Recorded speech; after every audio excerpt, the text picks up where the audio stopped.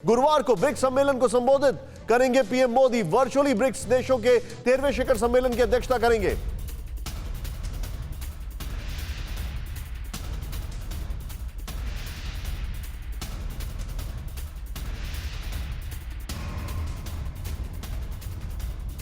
BRICS सम्मेलन में अफगान के ताजा हालात पर चीन कर सकता है चर्चा।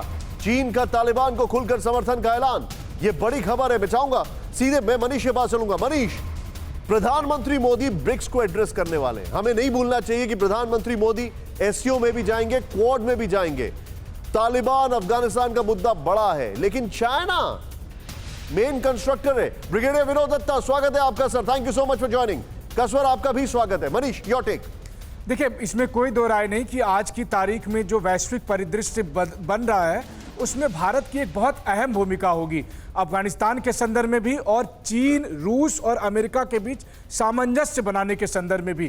क्योंकि अगर आप लोकेशन के हिसाब से ही नहीं बल्कि पार्टिसिपेशन के हिसाब से भी देखिए, कल भारतीय समयानुसार शाम के 5 बजे प्रधानमंत्री मोदी के नेतृत्व में जो ब्रिक्स का सम्मेलन होगा, जब ब्रिक्स 15 साल अपने पूरे कर चुका है और 13वें शिखर सम्मेलन में चीन के राष्ट्रपति रहेंगे, राष्ट्रपति पुतिन रहेंगे और उस समय ये सारी बातें चर्चा होगी। ब्रिक्स का अपना एजेंडा है, मल्टीलेटरल प्लेटफॉर्म को कैसे रिफॉर्म लाया जाए, लेकिन अफगानिस्तान फोकस में रहने वाला। आपने बहुत सही सवाल किया कि इस पूरे परिदृश्य में चीन का रुख क्या है। चीन का रुख यह है कि चीन खुलकर संयुक्त राष्ट्र के मंच पर भी तालिबान का समर्थन कर रहा है। बात यह है कि अब रूस भी उसको समर्थन कर रहा है। वैसी स्थिति में भारत अब यह देख रहा है कि कैसे अमेरिका के साथ जो उसने अब तक पिछले 20 साल अफगानिस्तान में निवेश किया है, उसका अब आने वाले दिनों में चीन और रूस के साथ कैसे सामंजस्य बनाया जाए।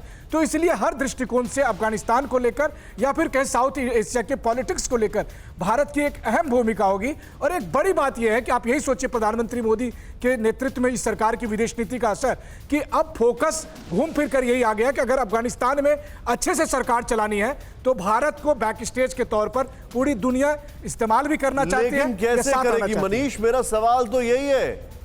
हमारे सामने से चीजें निकल गई हैं।